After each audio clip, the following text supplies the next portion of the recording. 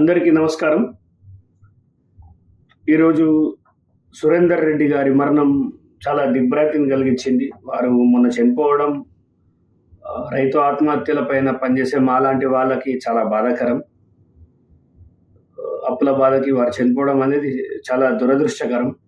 అయితే ఆ యొక్క సూసైడ్ని, సురేందర్ రెడ్డి రైతు సూసైడ్ని రాజకీయం చేస్తున్న రాబందులరావు, రాక్షసరావు, రక్త పిపాసిరావు, హరీష్ రావు విచ్చలవిడిగా మాట్లాడుతున్నాడు. గతంలో వాళ్ళ ప్రభుత్వంలో 2014 నుంచి 2023 మధ్యలో దాదాపుగా 6,000 సూసైడ్లు జరిగినాయి. దాంట్లో ప్రప్రథమంగా గజ్వెల్, దుబ్బాక మెయిన్గా నిలుస్తాయి. ఒకటి వాళ్ళ మామ ప్రాతినిధ్యం వహిస్తున్న నియోజకవర్గం అయితే, రెండోది దుబ్బాకలో దాదాపుగా నేను ₹1,00,00,000 వంచిన ఓన్లీ దుబ్బాకలో ఒక సంవత్సర కాలంలో విపరీతమైన సూసైడ్స్. ఎంతో మంది చచ్చిపోతే వెళ్ళి పరామర్శించలేదు. పక్కనే నియోజకవర్గం దుబ్బాక, పిలిస్తే పలికేంత దగ్గర గజ్వేలు. ఇవాళ సురేందర్ రెడ్డి యొక్క ఆత్మహత్యని ప్రభుత్వ హత్య అంటున్న ఈయన కొంచెం 10 ఏళ్ల వాళ్ళ పాలన గుర్తుపెట్టుకోవాలి. సురేందర్ రెడ్డి గారు చనిపోవడం బాధాకరమైనప్పటికీ ఆయన ఎమోషనల్గా సూసైడ్లో తల్లి పేరు రాయరు ఎవరు.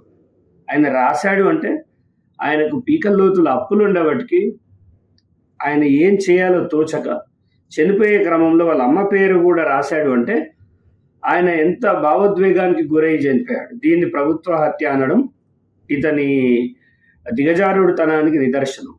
ముఖ్యంగా ఈయన ఏమంటాడు, 475 సూసైడ్లు అయినాయి ప్రస్తుత గవర్నమెంట్లో అంటాడు. నువ్వు లెక్క పెట్టినవా? నీ దగ్గర ఉన్నాయా? నువ్వు సహజ మరణాలను కూడా యాడ్ చేసి పట్టుకొచ్చే రకం. పైపిచ్చు నువ్వేమంటున్నావు, ఇంత సూసైడ్ జరిగింది వాళ్ళకు పరామర్శకు వెళ్ళలే అంటే 1,200 విద్యార్థులు చచ్చిపోతే నువ్వు ఏ రోజన్నా పోయినవా? 60 నుంచి 70 మంది కొండగట్టులో చచ్చిపోతే నీ మామ తాగుకుంటా తినుకుంటా కూర్చున్నాడు. ఎవడన్నా పోయి పరామర్శించిరా? చిన్న పిల్లలు ట్రైన్ ట్రాక్ మీద బస్సు ఆగిపోయి వాళ్ళ చనిపోతే ఏ రోజన్నా పరామర్శించిన ముఖం అవి? దయ్యాలు వేదాలు వల్లిస్తున్నట్టు ఊసర వెళ్ళి ఆ రాజకీయాలు చేస్తున్నావా? నువ్వు మమ్మల్ని అంటున్నావు. ఇవాళ మాట్లాడిన మాట రేపే ఉండదు నీ మామకి నీకు. ఫ్రమ్ ద డే 1 ముఖ్యమంత్రి దళితుని చేస్తా అన్నప్పటికీ మోసం చేసినావు అంటే మీ బతుకంతా మోసాలే. నువ్వు మాట్లాడనే వద్దు అసలు. రైతుల గురించి ఎవడన్నా నోరు మూసుకొని కూర్చోవాలంటే అది నువ్వే ఫస్ట్ కూర్చోవాలి. ముఖ్యంగా ఏమంటున్నావు, విభజించు పాలించు. పిల్లలకి తల్లికి దూరం చేస్తారు, తండ్రికి తల్లిని దూరం చేస్తారని మాట్లాడుతున్నావు. నీ వ్యవస్థలో నీ దిక్కుమాలిన పెన్షన్ల కార్యక్రమంతో ప్రతి వారిని టెన్షన్ పెట్టినావు. ప్రతి ఇంట్లో మా తండ్రి చనిపోతే మంచిగా ఉండు నాకు వచ్చేది, మా ఆయన చచ్చిపోతే బాగుండు నాకు వచ్చేది పెన్షన్ అనుకునేలా చేసిన దుర్మార్గుడు నీ మామ. ఇవాళ యాగాలు చేస్తుండు, ఎవరిని కొంపలు ముంచడికో తాంత్రిక విద్యలు చేస్తుండు. ఇది మీ బతుకు. మీరు మాట్లాడతారు. ఇవాళ మీరు జక్కాపూర్లో బాలరెడ్డి గురించి మాట్లాడుతున్నారు. వాళ్ళ ఇంట్లో 3 రావాల్సిన రుణమాఫీ ఒక్కరికే వచ్చింది అని నేను తెప్పించిన. నేను కూడా జక్కాపూర్లో చాలా మందికి మొదట విడత, రెండో విడత, మూడో విడత కరెక్ట్గా రుణమాఫీ జరిగింది. ఇంకా డీటెయిల్గా కూడా నీకు ఇస్తా. కానీ 3కి ఒకే రేషన్ కార్డులో ఉంది అని చెప్పుకోవడానికి నువ్వు సిగ్గుపడాలి. ప్రభుత్వం ఉన్నప్పుడు ఒక్క రేషన్ కార్డు ఇచ్చిన ముఖమా మీరు?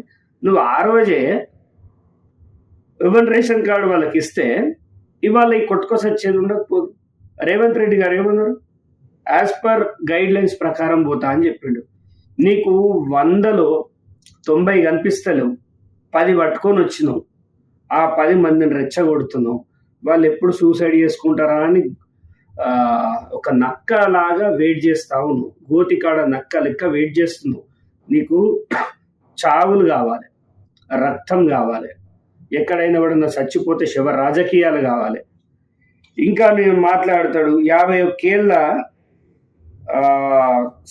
సిద్ధారెడ్డి అట మ్యారేజ్ చేసుకోలేదట. ఈ స్టోరీలన్నీ ఎవరికి చెప్తావు? ఈ పిట్టకథలు నీ మామ చెప్పిండు, సరే ఆ స్లాంగ్కి సెట్ అయింది, నీకు అది సెట్ కాదు.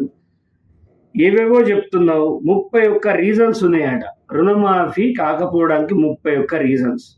నీ ప్రభుత్వంలో నువ్వు ఎన్ని చేసినావు చెప్పు. 10 ఏళ్లలో నువ్వేం పడగొట్టినావు? సంవత్సరానికి కొంతమందికి చేసుకుంటూ వచ్చినా అసలు రైతు ఆత్మహత్యలే ఉండే. మీ రాజ్యంలో విచ్చలవిడిగా రైతుల ఆత్మహత్యలు జరిగినాయి. వాటికి పేపర్కి రానియకుండా నువ్వు ఎంతో దుర్మార్గాలు చేశారు. అయినప్పటికీ నేషనల్ క్రైమ్ బ్యూరో రికార్డ్స్ మా దగ్గర ఉన్నాయి. 2014 నుంచి 2023 దాకా నీ రికార్డ్స్ ఇస్తా. గజ్వెల్లో ఎంతమంది చచ్చిపోయారు, దుబ్బాకలు ఎంతమంది చచ్చిపోయారు, మీ మామయ్య ఎన్ని శవాల మీద వాడు ఏడ్చిండు, మీ కథ అంతా తొందరలో తీస్తాం. ఎన్పిఏ గురించి మాట్లాడుతున్నాను. నాన్ పర్ఫార్మింగ్ అకౌంట్స్ అంటున్నావు. నీకు అకౌంట్స్కి అసెట్స్కి తేడా తెలియదు. అది అకౌంట్స్ కాదు, అసెట్స్. అది నాన్ పర్ఫార్మింగ్ అసెట్స్. ఆధార్ కార్డులో స్పెల్లింగ్ మిస్టేక్ ఖచ్చితంగా తప్పు ఉంటే సరిదిద్దుకోవాలి. ఇచ్చి పారేస్తాం. ఎవడబ్బా సొమ్మనిస్తావు? నువ్వు ఇచ్చినావా? ఇచ్చి పారేసినావా? రైతు ఆత్మహత్యలు జరిగినప్పుడు ఏ రోజన్నా దేకినావా నువ్వు? రైతు బంధు విషయంలో చొరవ తీసుకున్నావా? సీఎం రిలీఫ్ ఫండ్లల్లో కమిషన్ కొట్టిన దొంగలు మీరు, అంత లోఫర్ కాదు మీరు. నువ్వు ఇచ్చి పారే అంటున్నావు. 9 నెలలు మొత్తం బొక్కలు మిగిలిచ్చిపోతే ఇవాళ దాన్ని రైతు రుణమాఫీ అనే దానికోసం రేవంత్ రెడ్డి గారు ఎంతో కష్టపడ్డారు. ఇంకా సిగ్గు లేకుండా 9 నెలల్లో ఏం చేసినావు? 10 ఏళ్ళు నువ్వేం బీకినావు? ఈ బామ్మర్ది ఏం బీకిండు? వరదలో కొట్టుకుపోతుంటే పోయి టెలిఫోన్ బూత్లో ఎవరితో మాట్లాడుతుండు. ఇండియాలో మాట్లాడితే దొరికిపోతా అని చెప్పి ఫారిన్ పోయి మాట్లాడుతుండ. కొద్దిగా సిగ్గు ఉండాలి. నిన్నగాక మొన్న ఉద్యమకారుడు జిట్టా బాలకిషన్ రెడ్డి అన్నది చనిపోతే పరామర్శకు పోని పాపాత్ములు మీరు. ఆయన ఆస్తులు కొట్టేసిన దొంగలు మీరు. నువ్వు మాట్లాడుతావు. అండ్ కంజ్యూస్ గవర్నమెంట్ అంటూ ఫ్లడ్స్ వస్తే జనానికి రెస్పాన్సిబిలిటీ ఉండి డబ్బులు ఇస్తున్నారు, ఏదో సాయం చేస్తున్నారు. నువ్వు ఒక్క నెల జీతం ఇస్తావు, నీ ఒక్క నెల జీతం బిచ్చం వేస్తావు. నీకున్న తాహతకు సినిమా యాక్టర్లు 1 కోటి 2 కోట్లు ఇచ్చినప్పుడు నువ్వు బిచ్చగా నేషాలు, కంజూస్గా నేషాలు వేసేది మీ దొరలు. బయటోడు ఒకడు గీక్క తినే దగ్గర రెడీగా ఉంటారు. 10 రూపాయలు వదిలిపెట్టాడు. నువ్వు గవర్నమెంట్ గురించి ఇవాళ మాట్లాడాల్సిన అవసరం లేదు. ఇక పోడు భూముల గురించి మాట్లాడితే నేను పొరక చంపాలి. పోడు భూముల కాడ వాళ్ళను గుంజుకున్నది, వాళ్ళని హింసలు పెట్టింది గిరిజనులు ఇంకా మర్చిపోలే. మీరు ఎప్పుడు దొరుకుతాయి బట్టలు చూపురామా అని చూస్తారు. మీరు ఇలాగే జనాన్ని రెచ్చగొట్టుకుంటూ సురేందర్ రెడ్డి గారి సావుని నీ రాజకీయానికి వాడుకోకు. ఆయన జావ ముందుకు చాలా మంది దగ్గర అభ్యర్థించిండు, హెల్ప్ అడిగిండు. నీలాంటి గేట్ దగ్గరికి కూడా రానియలేదు. 130,000 మంది కంప్లైంట్స్ ఇచ్చినా నీకు. 130,000 మంది. నీ కాల్ సెంటర్ ఏడున్నది? నీ call centre already Revanth Reddy వీకేసింది కదా. ఫోన్ ట్యాపింగే కదా నీ కాల్ సెంటర్. నీ ఫోన్ ట్యాపింగ్, నీ కాల్ సెంటర్ అంటేనే ఫోన్ ట్యాపింగ్. గతంలో ఉన్న పోలీస్ వ్యవస్థ మీద నువ్వు మాట్లాడుతావు. కొంచెం సిగ్గుందా? డీజీపీ గారిని అంటున్నావు. కులాల మధ్య మతాల మధ్య చిచ్చు పెట్టింది మీ మామ నువ్వు. హిందూ ముస్లింలను కలవకుండా చేసింది నీ మామ నువ్వు. ఏదో ఇన్నోవాలు ఇచ్చినాం, 75,000 ఇచ్చినాం అంటే నీ ఇంట్లోకి వెళ్ళి ఇచ్చినావా? నీ అయ్యే సొమ్ము ఇచ్చినావా? ప్రభుత్వం సొమ్ము, ప్రజల సొమ్ము నీ అవసరాల కోసం ఇచ్చారు. వాళ్ళను ఒక మాయలో పెట్టి పోలీసులకు ప్రమోషన్లు ఇచ్చారు. ఎవరికి ఇచ్చారు? డీసీపీ రాధాకృష్ణ కనుక, ప్రభాకర్ రావు కనుక. ఏమిచ్చారు? మంది ఫోన్లు ఇనురి, పెళ్ళమ్మ కూడా సంసారం చేసుకుంటే సప్పుడు లేనురి మాకు చెప్పురానా? కొంచెమైనా సిగ్గుండాలి. పోలీసులు ఇప్పుడే కరెక్ట్ పనిచేస్తారు, స్వేచ్ఛగా పనిచేస్తారు, నేను పోలీస్ అని చెప్పుకునేలాగా పనిచేస్తారు. ఫిర్బీ ఇంకా పోలీసులను తిట్టుకుంటూ కొంతమంది ఇంకా నీ చెంచగాళ్ళు ఇంకా ఉన్నారు పోలీస్ డిపార్ట్మెంట్లో. వాళ్ళను నీకు సహకరించిన వాళ్ళం కాదు. కొత్తగూడ శ్రీనివాస్ రెడ్డి గారు అద్భుతంగా పనిచేస్తాడని పక్కకు పెట్టిన లుచ్చాగాళ్ళు మీరు. ఆయనని ఇబ్బంది పెట్టింది మీరు.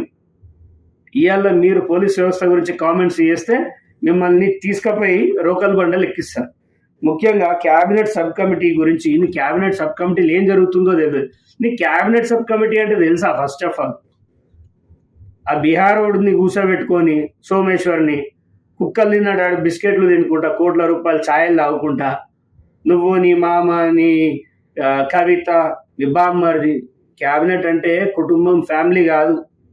క్యాబినెట్ అంటే ఇప్పుడు కొలువు దూరించుడు దాన్ని అంటారు క్యాబినెట్ అని, స్వేచ్ఛగా పనిచేసేది. నీకు క్యాబినెట్ సబ్ కమిటీ తెలియదు, ఏం తెలియదు. ఇక పెట్టుబడి సాయం గురించి మాట్లాడుతున్నావు. పెట్టుబడి సాయం ఎవరికి ఇచ్చినావు? మంత్రి గతంలో ఉన్న మాజీ మంత్రి మల్లారెడ్డికి ఇచ్చినావు పెట్టుబడి సాయం 2.5 కోట్లు. ఎవరికి ఇచ్చినావు? రైతు బంధు అని చెప్పి దొంగలకు, లంగలకు, జాగలకు డబ్బులు ఇస్తే ఇప్పుడున్న ప్రభుత్వం ఎవరికి ఇవ్వాలి, ఎవరికి ఇవ్వద్దు అని ఆలోచిస్తుంది. కొంచెం సమయం పడుతుంది. నీ లెక్క రాత్రి సంసారం చేయంగానే పొద్దుగాల పిల్లల కోసం వెతికే పిచ్చోళ్ళు లేరు. ఇంకా పబ్లిక్ ఎడ్యుకేట్ అయ్యారు. కృత్రిమంగా నువ్వు చేసే దుర్మార్గాలు అన్నీ తెలుసు. సిద్దిపేటలో కోనో కార్పస్ పెట్టొద్దు అని పవన్ కళ్యాణ్ పక్క రాష్ట్రంలో చెప్తుంటే నువ్వు ఆ చెట్లన్నీ నాటినవు. మెయింటెనెన్స్ 0 ఉంటుంది అని చెప్పేసి. సో విషం, నీ గుణం విషమే, నువ్వు పెట్టిన చెట్లు విషమే, మీ బతుకులే విషపూరితం అయిపోయింది. ఇంకా ఈయన మాట్లాడే మాటలన్నీ వింటే చాలా హాస్యాస్పదం అనిపిస్తుంది. ఒక చెక్ బ్యాంకులో చెల్లాలంటే, ఒక చెక్కు బ్యాంకులో చెల్లాలంటే ఒక ఎస్ అనే అక్షరం తప్పున్నా బ్యాంకర్ యాక్సెప్ట్ చేయడు. అది రూలు. నువ్వు రూల్స్ బ్రేక్ చేయమంటావు ఏంది? రూల్స్ని బ్రేక్ చేయమంటావు, ఆఫీసర్లను కరప్ట్గా అమ్మంటావు. అసలు నీ ప్రాబ్లం ఏంది? నీకు సైకలాజికల్ ప్రాబ్లం ఉన్నట్టుంది. నిన్ను తీసుకపోయి కొండగట్టు కాడ కట్టేసేయాలి చేతులతోటి, అప్పుడే నువ్వు సెట్ అవుతావు. అసలు ఇప్పటి వరకు మా ప్రభుత్వం నిన్ను ఇంత లైట్ ఎందుకు తీసుకుంటారో అర్థమవుతలేదు. ఫస్ట్ ఆఫ్ ఆల్ నువ్వు దేనికి సమాధానం చెప్పాలంటే, రైతు ఆత్మహత్యలు మీ మొహాలకు అంత సీన్ లేదు, మీరు మాట్లాడే అంత మనుషులు కూడా కాదు. కానీ అదే రైతు ఆత్మహత్యల కోసం పనిచేసిన నేను. ఎక్కడ నువ్వు రైతు ఆత్మహత్యలు అంటున్నావు, నేను కౌలు రైతు ఆత్మహత్యలు అన్నా. మీ మామ అసెంబ్లీ సాక్షిగా చెప్పిండు కౌలు రైతులు గంగల పడ్డా మాకు సంబంధం లేదని. ఇప్పుడు నువ్వేం మాట్లాడుతున్నావు? చాలా గొప్పగా మాట్లాడుతున్నావు. ఒక సెకండ్ నువ్వు చేసిన దుర్మార్గాలే చూపించాలి కదా. గతంలో సిద్దిపేటలో పోయిన సంవత్సరం నేను 100 మంది కౌలు రైతుల ఆడపిల్లలు తీసుకొచ్చే వాళ్ళ భర్తలు చనిపోతే 100 మంది చనిపోతే కేవలం దుబ్బాక, సిద్దిపేట, గజ్వేల్ నుంచి వచ్చిన వాళ్ళు మాత్రమే వీళ్ళని తీసుకొస్తే ఎంత చెక్కిచ్చిన నేను ఎన్ని చేసినా ఒక్కసారి గుర్తుకు లేదా? ఇది గుర్తుకు లేదా? ఆ రోజు దీన్ని నువ్వు అడ్డుకోలేదా? ఆ రోజు ఇంతమంది ఆడపిల్లలు ఇబ్బంది పడి సిద్దిపేటలో వాళ్ళంతా మనుషులు కాదా? నువ్వు సంపలేదా వీళ్ళని? రైతుల కోసం పనిచేసిన నన్ను జైల్లో నూకినావు, రైతులకు సంఖ్యలు వేసినావు, రైతుల భూములు గుంజుకున్నావు, సిగ్గు శరం లేకుండా రంగనాయక సాగర్లో జాగ దొంగతనం చేసినావు. నువ్వు మాట్లాడుతున్నావా? అతి తొందరలో నీ జాతకం బయటికి తీస్తా. మా ప్రభుత్వంలో నీ మనుషులు కొంతమంది ఉండొచ్చు, ప్రక్షాళన జరుగుతుంది. కరెక్ట్ ఏడాది లోపల నీ భరతం పడతాం. నువ్వు ఇంకొకసారి రైతుల్ని రెచ్చగొట్టినా, నువ్వు రైతుల్ని ఇంకా ఏదైనా ఉసిగొల్పినా వాళ్ళతోటే నిన్ను చెప్పులతో కొట్టిస్తాం హరీష్ రావు.